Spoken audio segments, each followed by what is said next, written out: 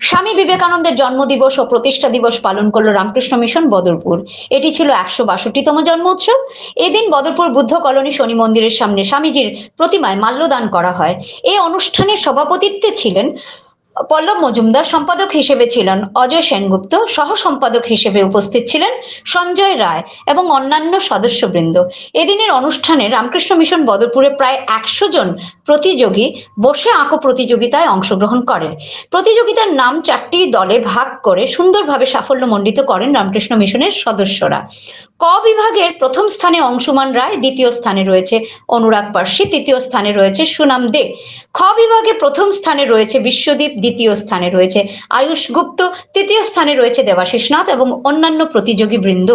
বদরপুর থেকে Smita মালাকারের report, NE24 থেকে ভয়েসে স্বর্ণালী মিশ্র।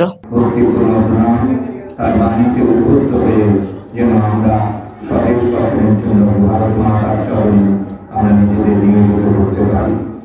শ্রী রামকৃষ্ণ ভক্তগণ উপস্থিত যারা রয়েছেন তাদের প্রতি আমরা শ্রদ্ধা নমস্কার জ্ঞাপন করছি।